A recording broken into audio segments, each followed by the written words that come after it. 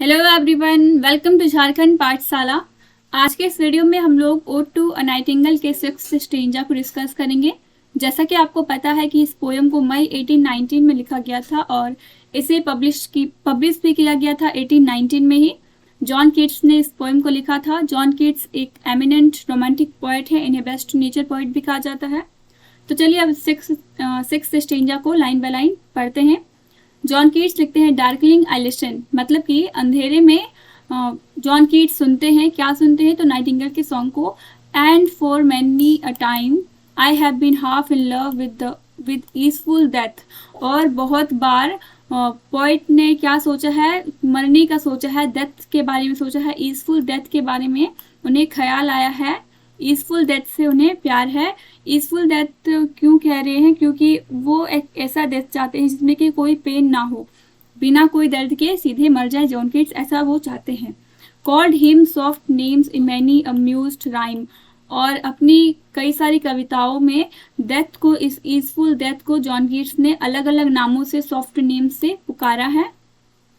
To take into the air my quiet breath, और कहते हैं अपनी कविताओं में क्या कहा है? तो उन जो सांसें उनकी चल रही है, जॉन कीट्स की सांसें चल रही है, वो क्या कर दे? शांत कर दे। किनसे कह रहे हैं? तो डेथ से। Now more than ever seems it rich to die, और पहले से कहीं ज़्यादा अभी उन्हें क्या है? अभी वो चाहते हैं कि मर जाए वो, जॉन कीट्स का डेथ हो जाए। पहले से ज़्यादा इच्छुक हैं अभी डेथ के लिए, वो भी पेनलेस डेथ को इच्छा रखते हैं John Keats. To cease upon the midnight with no pain, और किस टाइम मरना चाहते हैं? मिड नाइट में। अभी जो पोएम लिख रहे हैं जॉन कीट्स, वो मिड नाइट में है। नाइटिंगेल का सॉन्ग सुन रहे हैं और वो चाहते हैं कि नाइटिंगेल के सॉन्ग सुनते सुनते ही इसी मिड नाइट में बिना किसी पेन के उनका डेथ हो जाए, ऐसा जॉन कीट्स चाहते हैं।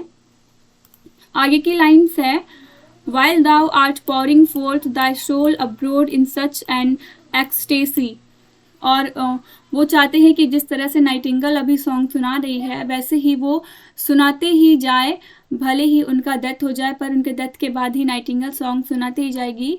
Still wouldst thou sing, John Keats के डेथ के बाद भी नाइटिंगेल सॉन्ग सुनाएगी।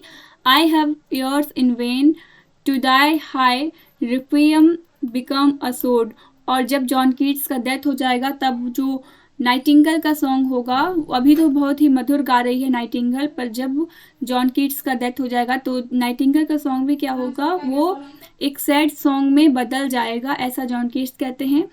उम्मीद है आपको सिक्स्थ स्टेंजा समझ में आया होगा।